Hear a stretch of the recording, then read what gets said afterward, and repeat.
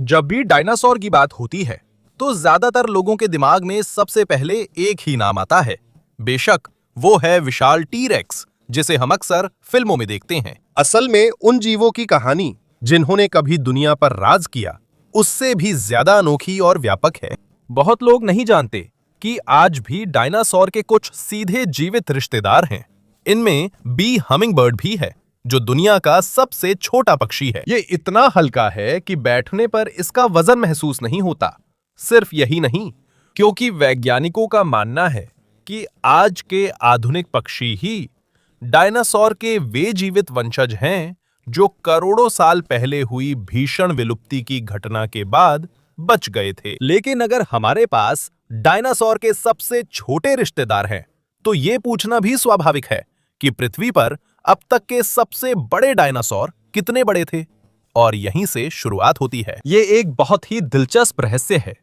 आज तक जीवाश्म विज्ञानी इस बात पर सहमत नहीं हो पाए हैं कि इतिहास में सबसे बड़ा डायनासोर कौन सा था, क्योंकि खुदाई में मिलने वाला हर नया जीवाश्म पुराने रिकॉर्ड्स को बदल सकता है। लेकिन इन दिग्गजों पर नजर डालने से पहले हमें यह समझना होगा कि ये आज के जानवरों से कैसे अलग थे। वर्तमान में ब्लू व्हेल इस ग्रह पर जीवित सबसे बड़ा जानवर है।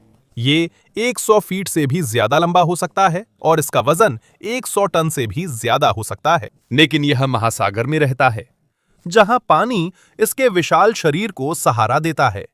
पर जमीन पर मामला अलग है। अगर हम आज जमीन पर चलने वाले जानवरों की बात करें तो हाथियों को सबसे बड़ा माना जाता है। लेकिन अगर हम 60 मिलियन साल से भी ज्यादा पहले की बात करें तो वे कुछ डायनासोरों की तुलना में बहुत छोटे प्राणी लगते हैं, जो कभी इस ग्रह पर घूमते थे। सभी डायनासोर एक ही आकार के नहीं थे। कुछ डायनासोर तो लगभग मुर्गी के बराबर ही थे, जबकि कुछ इतने बड़े थे कि कई घरों को एक के ऊपर एक रख दें तो उनसे भी बड़े लगें। अध्ययनों के अनुसार डायनासोर बहुत लंबे समय तक रहे, जो त्रेसिक, जुरासिक और क्रिटेशियस काल को शामिल करता है। उन लाखों करोड़ों वर्षों के दौरान उनके आकार, रूप और जीवन जीने के तरीके भी धीरे धीरे बदलते गए। यह भी ध्यान देने योग्य है कि सबसे बड़े डायनासोर सबसे खतरनाक नहीं थे। असल में ज्यादातर असली दैत्य शाकाहारी या पौधे खाने वाले थे। शिकार करने के बजाय उन्होंने अपना जीवन बहुत सारी पौधे खाने में बिताया, ताकि वे अपने विशाल शरीर का समर्थन कर सकें। लेकिन वैज्ञानिक ये कैसे जानते हैं कि कोई डायनासोर कितना बड़ा था, जब अब कोई जीवित नमूना अध्ययन के लिए उपलब्ध नहीं है। ये पैलियोंटोलॉजी के सबसे कठिन हिस्सों में से एक है। पूरा कंकाल मिलना बहुत ही दुर्लभ मौका होता है। अक्सर तो सिर्फ कुछ ही हड्डियां खुदाई में मिलती हैं। कई डायनासोर अवशेष समय के साथ इंसानों के खोजने से पहले ही नष्ट हो सकते हैं। इसी वजह से शोधकर्ताओं को इन प्राचीन दिग्गजों की एक स्पष्ट तस्वीर बनाने के लिए उन्नत तकनीक का इस्तेमाल करना पड़ता है। 3 डायमेंशनल स्कैनिंग, कंप्यूटर मॉडलिंग और आधुनिक शरीर रचनात्मक अध्ययन की मदद से वैज्ञानिक धीरे धीरे डायनासोर का संभावित रूप, वजन और आकार बना रहे हैं, जो कभी धरती पर राज करते थे। और भले ही वे अब भी 100% निश्चित जवाब नहीं दे सकते कि वास्तव में सबसे बड़ा कौन था, फिर भी कुछ उम्मीदवार हैं जो बार बार वैज्ञानिक अध्ययनों में सामने आते हैं। इसीलिए इस वीडियो में हम यही जानेंगे। लेकिन शुरू करने से पहले इस वीडियो को लाइक करना ना भूलें। ये हमारे जैसे कंटेंट क्रिएटर्स के लिए बहुत बड़ी बात है। बहुत धन्यवाद। और अब चलिए शुरू करते हैं।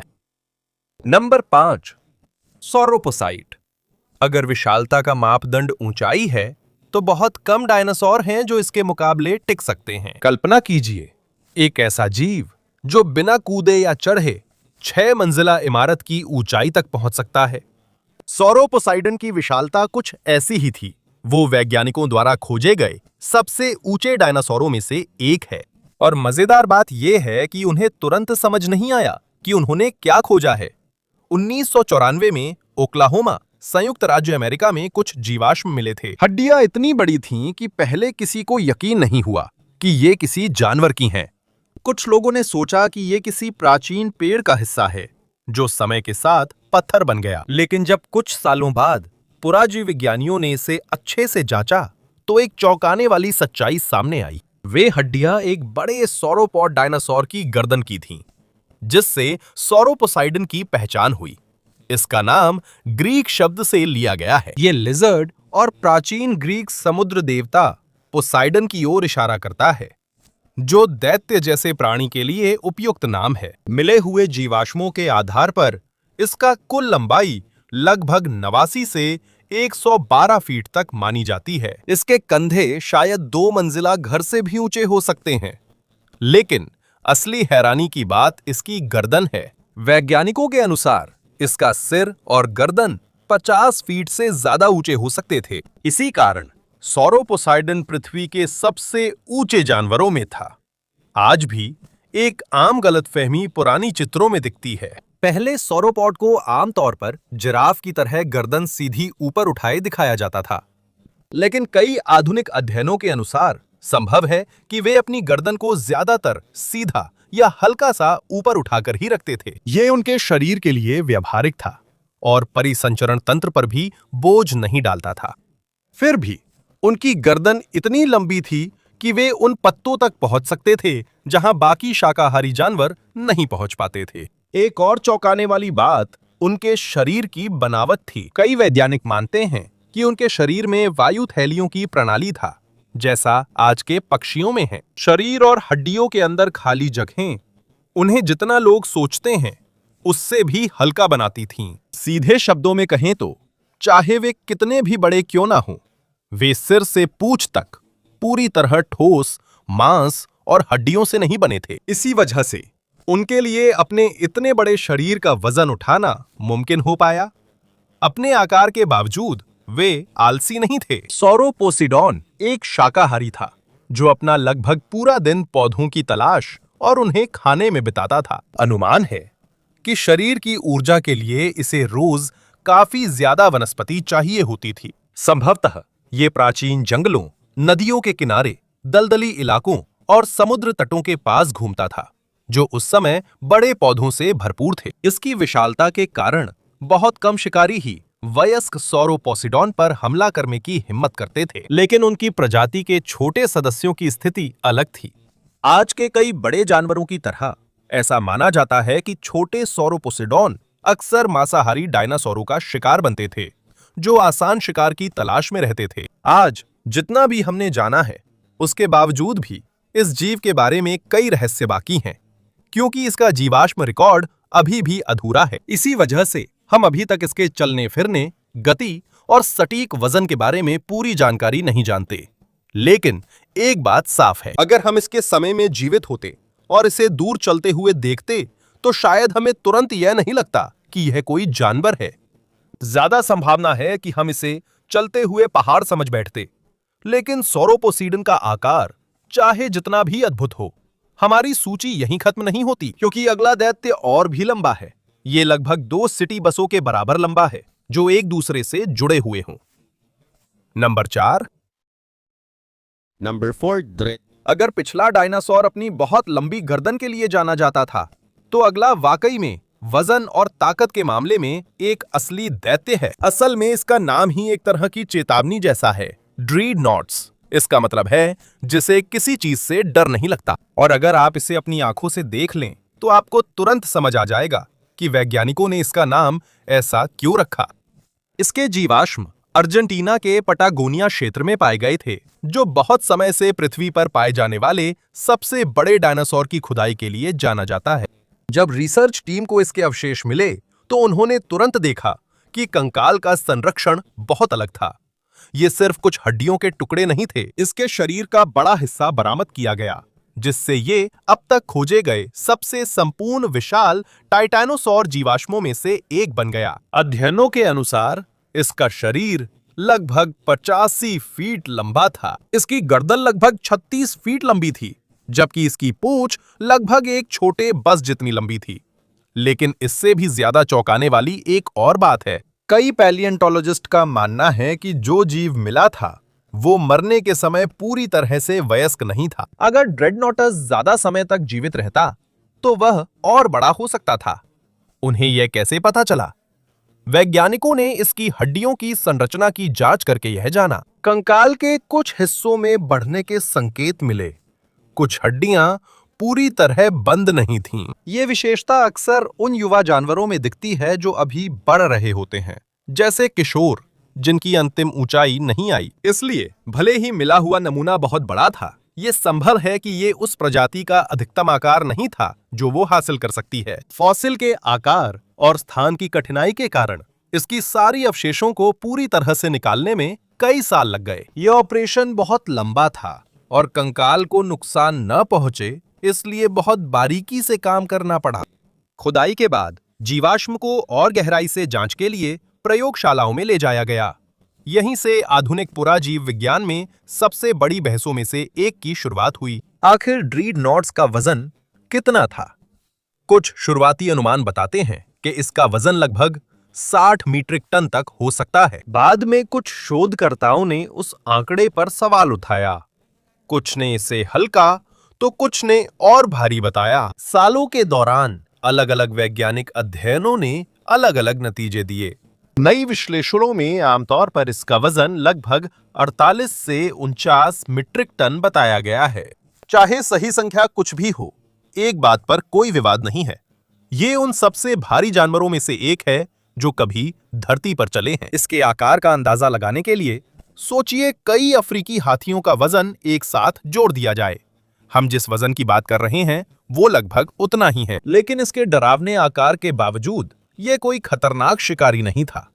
बाकी बड़े टाइटनोसॉर की तरह ड्रीडनॉट्स भी एक शाकाहारी था। ये पूरे दिन प्राचीन जंगलों में घूमता रहता था और अपने विशाल शरीर को बनाए रखने के लिए बहुत सारी पौधों को खाता था। इसकी लंबी गर्दन इसे दूर दूर की वनस्पति तक पहुंचने में सहायक थी। ये भी कारणों में से एक है कि ये जीवाश्म इतना महत्वपूर्ण है क्योंकि इसने वैज्ञानिकों को ये समझने में मदद की कि विशाल सौरोपोड का शरीर कैसे काम करता है। इनकी हड्डियों का अध्ययन करके वैज्ञानिक यह जान सकते हैं कि विशाल डायनासोर का कंकाल कितना मजबूत था, वे कैसे सांस लेते थे, उनके सिर तक खून पहुंचाने के लिए कितना ऊंचा रक्तचाप चाहिए था और उन्हें रोजाना कितना खाना चाहिए था। उनकी मृत्यु के पीछे एक और रहस्य छुपा हुआ है। फॉसिल की स्थिति के आधार पर कुछ वैज्ञानिकों का मानना है कि ये एक अचानक आई पर्यावरणीय आपदा में मारे गए होंगे। संभव है कि एक बहुत तेज बाढ़ ने उनके शरीर को मिट्टी और तलछट से जल्दी से ढक दिया हो। अगर ये सच है तो यही वजह है कि लाखों सालों बाद भी उनके अवशेष इतनी अच्छी तरह से संरक्षित हैं। और इस असाधारण खोज के कारण अब हम और भी स्पष्ट रूप से देख सकते हैं कि क्रिटेशियस काल के अंतिम हिस्से में डायनासोर कितने बड़े हो सकते थे। लेकिन भले ही ड्रीडनॉट्स बहुत ही अद्भुत है, फिर भी ये इस सूची में दिखने वाला सबसे बड़ा दैत्य नहीं है, क्योंकि अगला डायनासोर उन जीवों में से है जिसने प्राचीन दैत्यों के असली राजा को लेकर बहस को फिर से छेड़ दिया। Number 3, Patagotitan. कुछ खोजें कई वर्षों की तलाश का नतीजा होती हैं और कुछ खोजें सिर्फ एक साधारण दुर्घटना की वजह से होती हैं। पटागो टाइटन की कहानी ऐसे ही शुरू हुई थी। अर्जेंटीना के पटागोनिया के विशाल मैदानों में एक रैंच पर अचानक कुछ विशाल हड्डियां देखी गईं। ये खबर मिलते ही पुराजीव विज्ञानियों ने आधुनिक समय की सबसे अहम डायनासोर खुदाइयों में से एक शुरू की। जैसे जैसे खुदाई गहरी होती गई, ये और भी स्पष्ट हो गया कि उन्होंने कोई साधारण डायनासोर नहीं खोजा है। जमीन से सैकड़ों जीवाश्म निकले। वहां कई जीवों की हड्डियां थीं। वहां मांसाहारी डायनासोर के दांत मिले, जो शायद उस समय उसी पारिस्थितिकी तंत्र में थे। लेकिन सबसे महत्वपूर्ण खोज एक विशाल टाइटैनोसॉर के अवशेष थे, जिसे विज्ञान ने पहले कभी वर्णित नहीं किया था। यहीं पर पैटागो टाइटन नाम का जन्म हुआ। यह नाम पटागोनिया और टाइटन शब्दों से आया है, जो प्राचीन ग्रीक मिथकों के दैत्याकार प्राणी थे, और कई वैज्ञानिकों के लिए ये नाम बिल्कुल उपयुक्त था। जब इस बारे में पहली बार खबर आई तो ये तुरंत पूरी दुनिया के ध्यान का केंद्र बन गया। हालांकि सभी जीवाश्मों का विश्लेषण पूरा नहीं हुआ था, फिर भी ये तुरंत स्पष्ट था कि ये खोजा गया सबसे बड़ा डायनासोर बनने का मजबूत दावेदार है। कुछ शुरुआती अनुमान बताते हैं कि इसकी लंबाई ब्लू व्हेल से भी ज्यादा हो सकती है, लेकिन कई विशाल डायनासोर की खोजों की तरह इसमें भी बहसें हुईं। जैसे जैसे अध्ययन बढ़े और कंकाल की पुनर्निर्माण अधिक विस्तृत हुआ, कुछ आंकड़े बदल गए। नए वैज्ञानिक अनुमान आमतौर पर पटागो टाइटन को रखते हैं। लगभग 100 फीट लंबाई और करीब 50 से 57 मीट्रिक टन वजन। हालांकि कुछ शुरुआती अनुमान कम हो गए हैं। ये अब भी उन सबसे बड़े जानवरों में शामिल है जो कभी धरती पर चले थे। इसके आकार की कल्पना करना आसान बनाने के लिए सोचिए कि एक ऐसा जीव जिसकी सिर्फ जांघ ही कई लोगों से ऊंची है। इसके जीवाश्म मिले हैं जिनमें फीमर जांघ की हड्डी लगभग 8 फीट लंबी है। सिर्फ यही बात दिखाने के लिए काफी है कि इसकी टांगे कितना बड़ा शरीर संभालती थीं। बाकी टाइटैनोसॉर की तरह पैटागो टाइटन भी शिकारी नहीं था। ये एक शाकाहारी था जिसने अपना जीवन बहुत सारी घास फूस और पौधे खाने में बिताया। इसकी लंबी गर्दन इसे जंगल के बड़े हिस्सों तक पहुंचने की सुविधा देती थी बिना ज्यादा हिले डुले। उसके समय में पटागोनिया आज की तुलना में बिल्कुल अलग दिखती थी। आज जिन सूखे मैदानों के लिए हम उसे जानते हैं उनसे अलग। उस समय इसके कई हिस्से ज्यादा हरे भरे थे।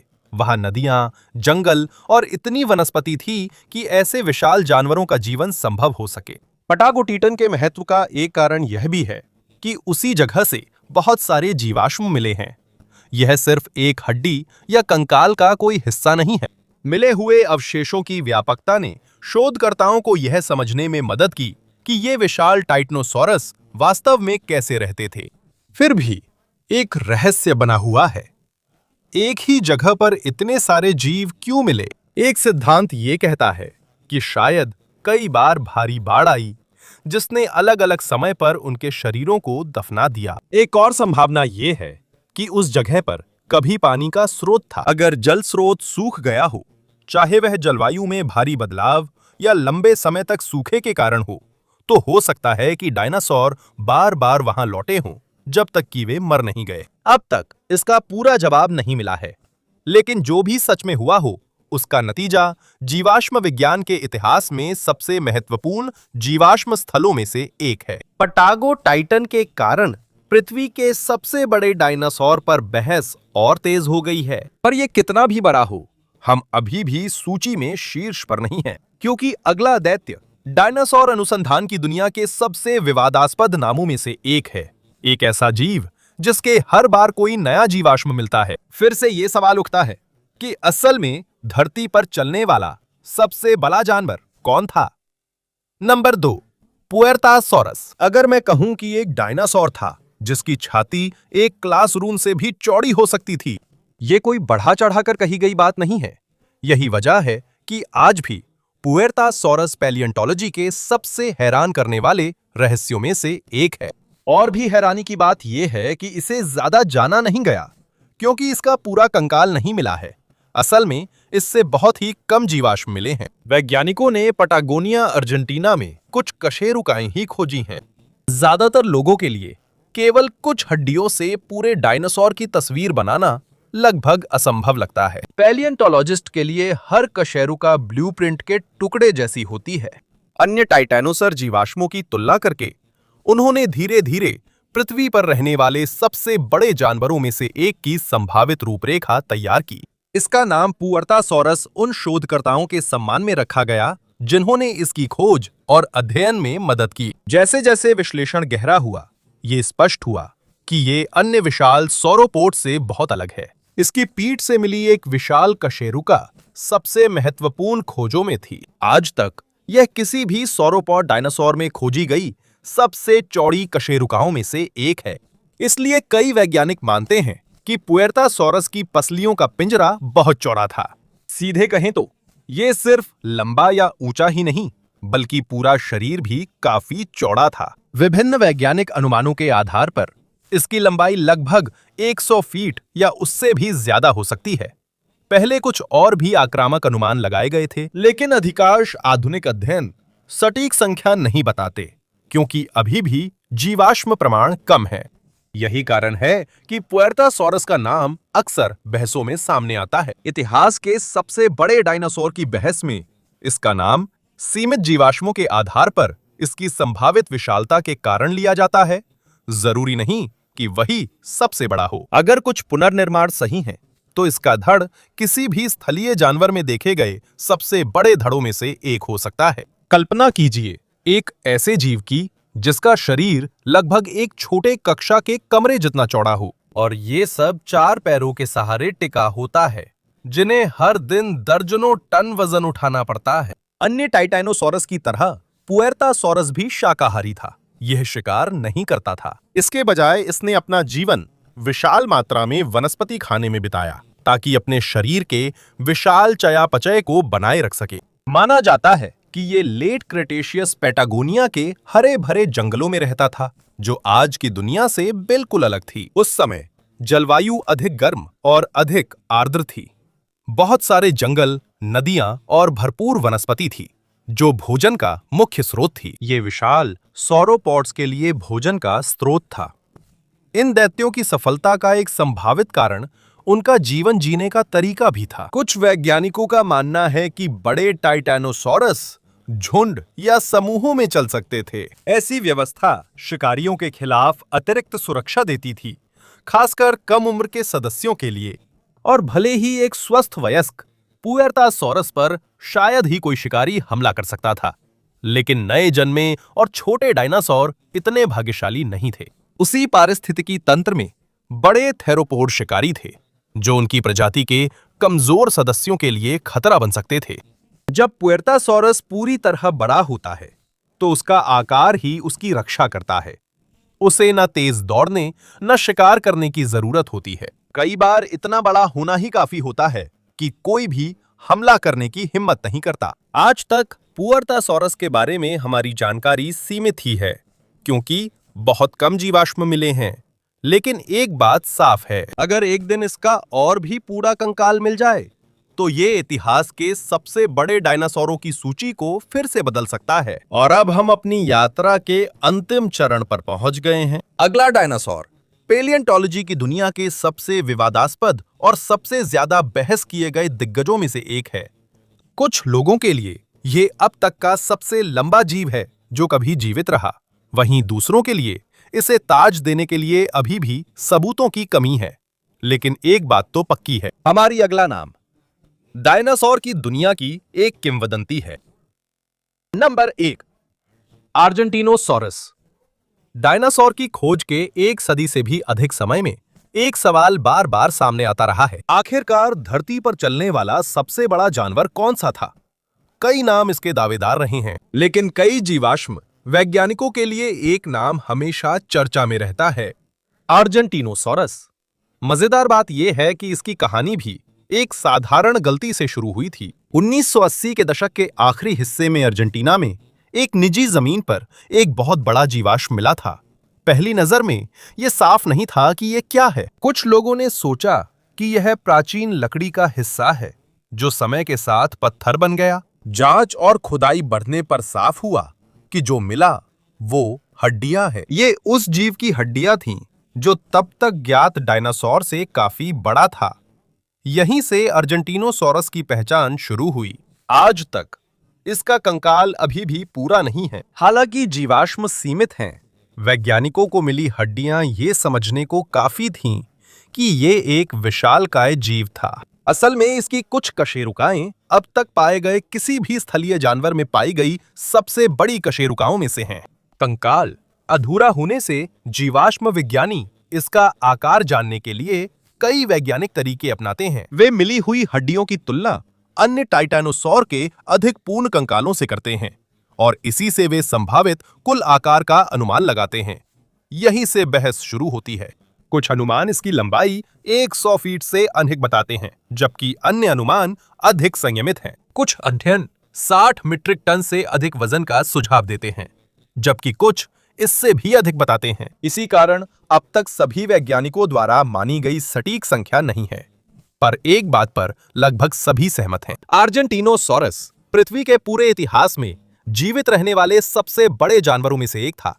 इसकी गर्दन इतनी लंबी हो सकती थी जितनी कई सिटी बसों के एक साथ जुड़ने पर होती है। इसके पैर पत्थर के खंभों जैसे थे, जो चलती इमारत को सहारा देते थे। डरावनी विशालता के बावजूद ये सिर्फ शाकाहारी था। हर दिन शरीर बनाए रखने के लिए उसे बहुत सारे पौधे खाने पड़ते थे। सोचिए, एक ऐसा जानवर जिसका वजन 2 दर्जन टन है, उसे कितने पेड़, पत्ते और वनस्पति की जरूरत पड़ती होगी। शायद इसी कारण इसने अपने पर्यावरण को भी बदल दिया। जब अर्जेंटीनोसॉरस का एक झुंड किसी जंगल से गुजरता है तो सिर्फ अपने खाने और चलने से ही वे उस जगह की शक्ल बदल देते होंगे। लेकिन इतना बड़ा दैत्य भी पूरी तरह से सुरक्षित नहीं था। कुछ सबूत हैं जो दिखाते हैं कि कुछ सबसे भारी भरकम दक्षिण अमेरिका के सबसे बड़े प्टेरोपॉड शिकारी शायद कम उम्र के अर्जेंटीनोसॉरस या उनकी प्रजाति के कमजोर और घायल सदस्यों पर हमला कर सकते थे। भले ही वे आसानी से शिकार नहीं बनते थे, लेकिन वे पूरी तरह से अजेय भी नहीं थे। और विशालकाय होने का एक और नुकसान है, आप तेज नहीं दौड़ सकते। बायोमैकेनिकल अध्ययनों के आधार पर माना जाता है कि अर्जेंटीनोसॉरस की गति अधिकांश छोटे डायनासोरों की तुलना में धीमी थी। इसकी रक्षा इसकी विशालता से थी, उसकी गति नहीं। लेकिन लाखों वर्षों तक यह काफी था। विशाल टाइटैनोसॉर सफल रहे, उनकी आबादी बढ़ी, उन्होंने प्राचीन पारिस्थितिकी तंत्रों पर राज किया और इतिहास के सबसे सफल बड़े जानवरों में शामिल हो गए। फिर अंत आ गया।